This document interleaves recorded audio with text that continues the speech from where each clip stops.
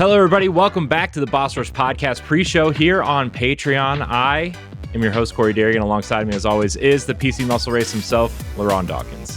What's poppin'? Hey, LeRon. What's up, Corey? LeRon, we're the we're the only ones that aren't new here. I know, right? It's exciting though. Yeah. It's gonna be weird and wild and wacky. It's always weird and wild. LeRon, come on. So we have two chair fillers tonight, if you will.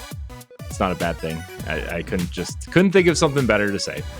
So we have someone from our writing team volunteered to hop in last second. Sofi is here. Sofi, welcome to the show.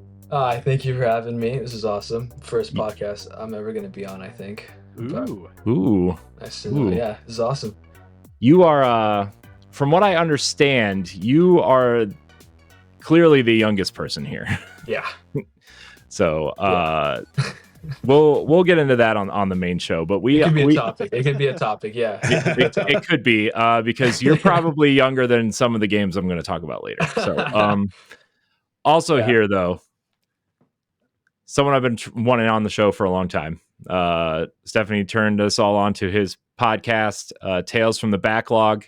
Dave Jackson is here. Dave, welcome to the show. Thank you very much, and good to see you again, Corey, and to meet you, LeRon and Sofi.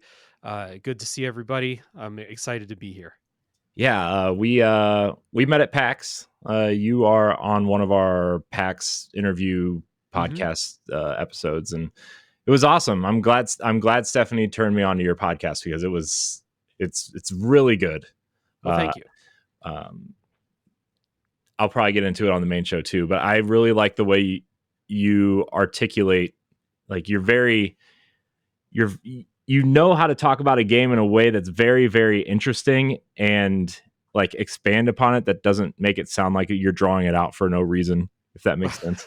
And it's just very easy to listen to. Good. So. Thank you. I'm glad that you feel like I don't draw things out too long for no reason, because the show is long and sometimes I am like, am I talking too much? Is this too much? But I'm glad you feel that way. Yeah. I'm also a person that really, really likes long podcasts. So we have podcasts. We like to talk. Yeah. Who knew? Who knew? So like I said, this is the Patreon pre-show. If you're hearing this, thank you for being a supporter at any tier on Patreon. Our topic tonight is actually a Boss Rush banter from the Boss Rush website, bossrush.net. We shuffled some things around because we have a very poignant topic to talk about on the show tonight, on the main show. But we are going to talk about nostalgia, and we're going to talk about if it's okay for nostalgia to shape your opinion of a new game in a franchise. I know a lot of us are nostalgia for certain franchises. Some of us, go all the way back to, arcades and Atari and the NES and in that era and still play games from that era today. Dave, I'm going to go your way first. Do you allow nostalgia to shape your opinions of new games? Tricky question. Yes and no. I think that it's definitely okay for having nostalgia for a particular genre or a type of game to allow you to enjoy a new game in that genre more than maybe you would if you're going in totally fresh. To give an example, one of my favorite games of the last couple of years is Chained Echoes, which is it's an indie JRPG Final Fantasy style, Super Nintendo's Final Fantasy style game that I love with my entire heart. And I also love a lot of the games that inspired that, Final Fantasy VI and stuff like that. So like my nostalgia for Final Fantasy VI made me enjoy Chained Echoes more. So yes, that is fine. When you get into critique, as I do on my podcast, then I think you do need to do a little bit of separation of the nostalgia from the actual product. But if you're just talking about like, I'm nostalgic for Mega Man and Shovel Knight reminds me of Mega Man, so I love Shovel Knight, perfectly fine. Who cares? Have a good time with it. LeRon, you've been around since Tennis for Two was invented. Yes. Yeah. How do you feel about nostalgia shaping your opinion on new games in a franchise? Okay, so I think I think after I got into like the podcasting venue and stuff like that, especially around the video game conversation stuff like that, I definitely became more objective about things. Of course, like like Sea of Stars reminds me so much of Chrono Trigger, and that's like in my top 5 of all time RPGs ever and stuff like that. But at the same time, like Sea of Stars, I feel like the only similarity Sea of Stars had with Chrono Trigger was the music, because the music was composed by one of the composers of Chrono Trigger, and that's kind of where it stopped.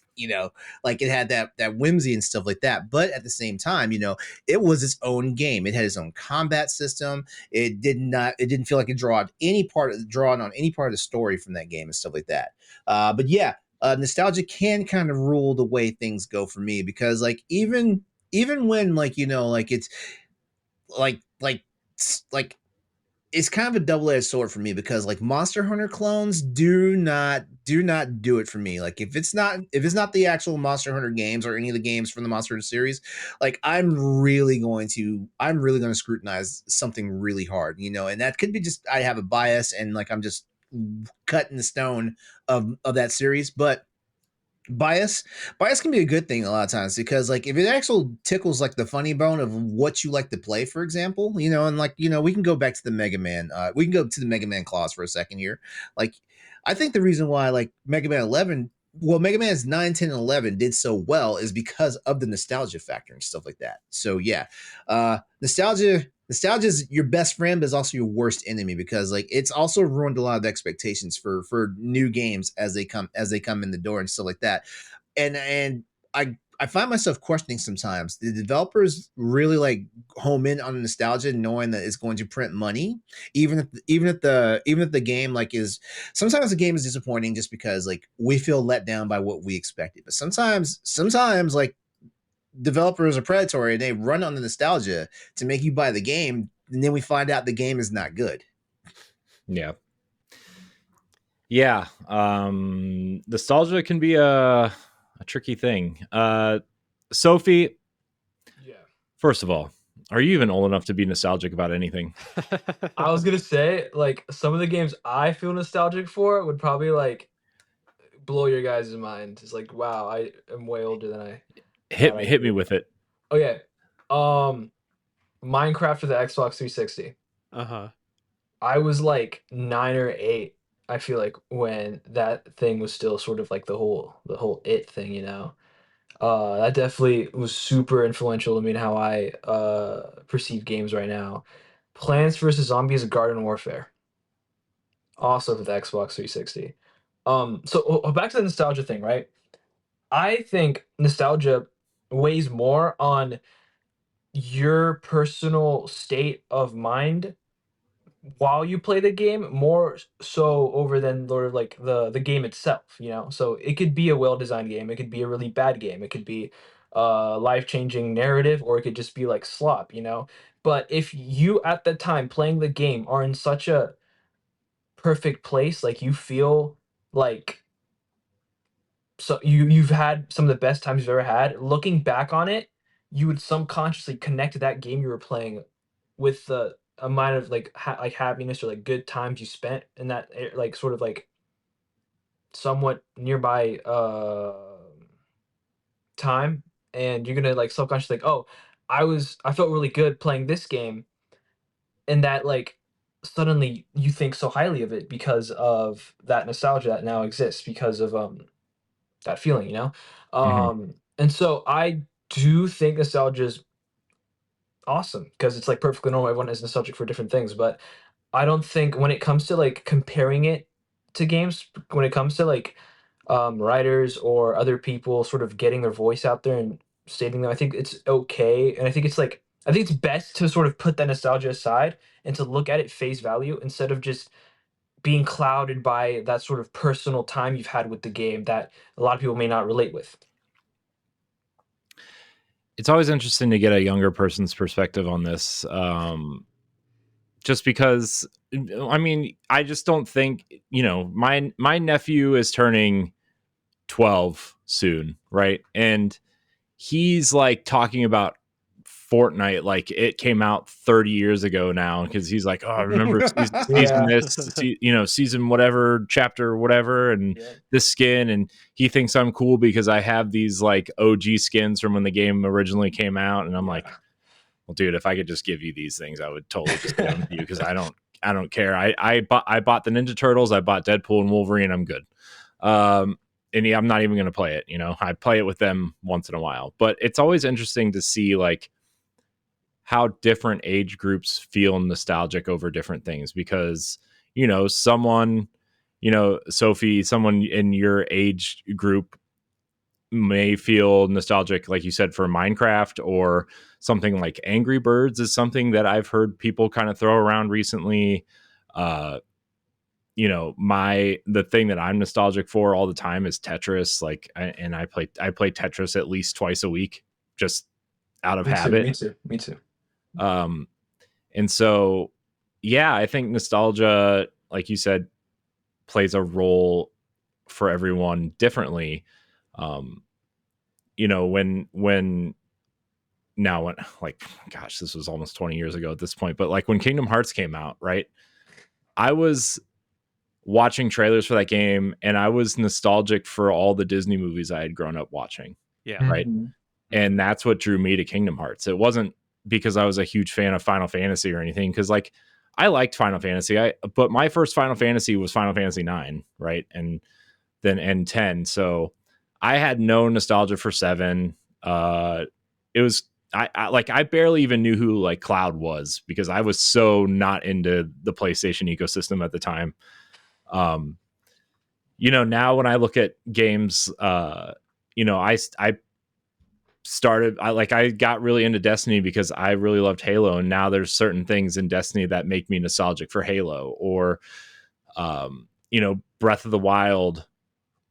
I'm a fan of Zelda because of early Zelda games, right? So I was anticipating Breath of the Wild, and granted, this game is incredibly different from those, but nostalgia played a huge role in why I was anticipating that in Tears of the Kingdom, and now Echoes of Wisdom. And when Link's Awakening got the remake, a few years ago, I was ecstatic, because Link's Awakening was my first Zelda, and that was a huge deal. Dave, you look like you want to say something. Yeah, I was just thinking, like, when we're talking about the Link's Awakening remake and Breath of the Wild and stuff, I'm thinking about like whose nostalgia the gaming industry is serving these days, and I feel like it's like my direct age group, where like the hot thing in indie games right now is like PlayStation 1 graphics, N64 style graphics. You might go back to those like Super Nintendo or Game Boy and styled graphics for even like Nintendo's doing that. They first started this with the Link's Awakening remake, and now going into the Echoes of Wisdom, or whatever it's called. Yeah. Serving the nostalgia of people our age who, like, are older now, may have a little bit more money. We can spend money on video games, and they're trying to tap into that. Sea of Stars also tapping into that Chrono Trigger nostalgia that people have. And there's just so many of these new games that come out, not like from like the top AAA most of the time, but like so many other people are coming out with these games that are like, hey, you look like you grew up playing the PlayStation 1. Here's a game that looks like it was on the PlayStation 1. Have fun. Like all these survival horror games that are coming out like that. And Yeah. so, and it moves too, because like it was mostly, maybe like 10 years ago was the NES nostalgia and the Super Nintendo. Now we're moving up. So Sophie, they're going to be coming after you in about like 5 to 10 years with that Xbox We're getting 360. open world nostalgia, and Yeah, exactly. Yeah, Open world nostalgia, the gray or like the green filter from Xbox Yeah. 360 games, that's coming back. Yeah. The gears filter, where everything was just various shades of brown.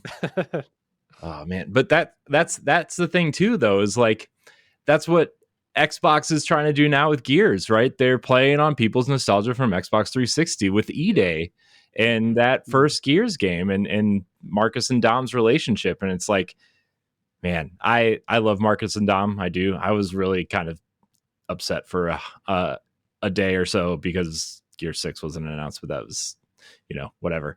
But like, watching that trailer over and over and again, and like playing Gears 2 recently on Series X was like, man, I miss games like this, and Outriders. I'm going to talk about that, later, I guess, but like Outriders gave me that nostalgic feeling that, I was like, man, this really feels like Gears with a little bit of like superpowers, and I'm like, this is great.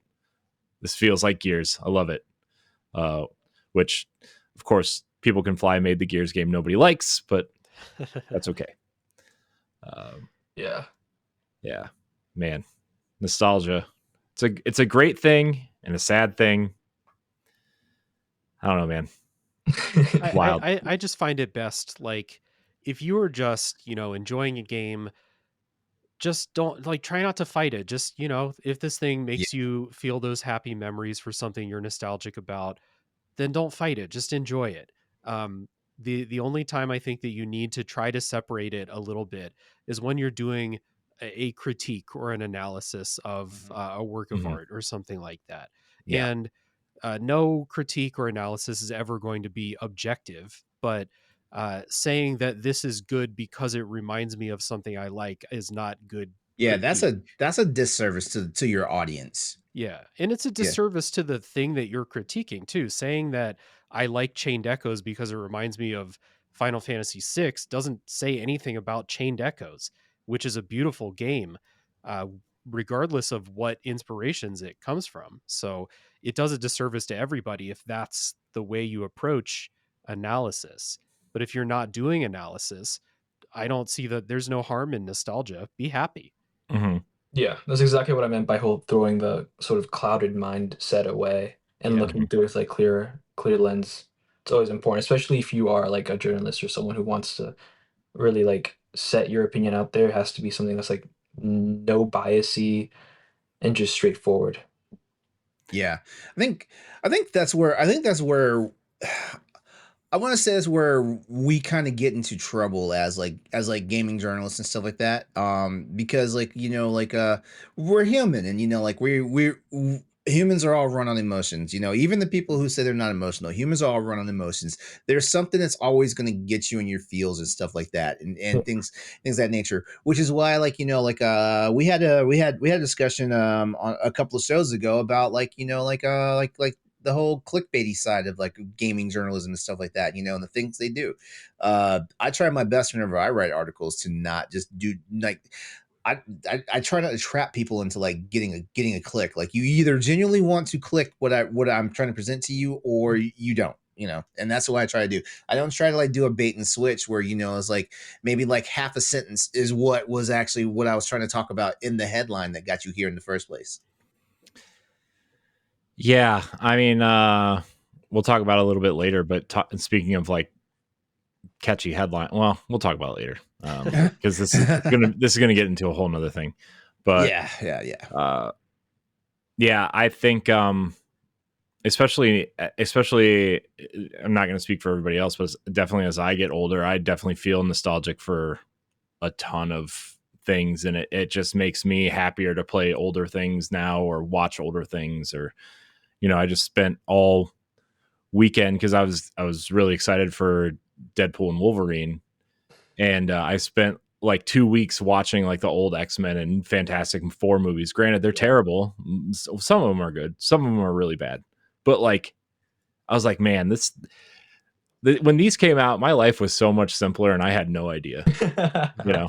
And I was sitting there playing Ocarina of Time while I was watching X-Men 2, and I was like, oh my gosh, I'm like I'm like in high school again, or whenever all that stuff came out. I mean, if you want my opinion, out of those first 3 X-Men movies, the X-Men 2 was probably the best one. Well, yeah, of course it is. Yeah. Tell you what's not good, Fantastic Four, either one. Yeah, either one. I think the first one was better than Silver Surfer. It's my hot take. I agree with you. I agree with you. Yeah, the second one is very bad, especially the dance scene with what's his face, Reed Richards, is just bad in the first one, or in the second one. So that's gonna do it, though. That's gonna do it for the pre-show. We're gonna get ready for that main show, because we've got a lot of hot topics to talk about. We got a lot of questions, a lot of people writing in. So stay tuned, and we'll see you in 30 seconds. If you want to see how you can become a Patreon producer, head on over to patreon.com/BossRushNetwork. The Patreon producers for this month are Adriel Munger, Austin Campbell, Celeste Roberts, Christian S., Sana Dierig, Francisco Santillan, Matthew Keel, and Todd Oxtro. Thanks for your continued support of the Boss Rush Network.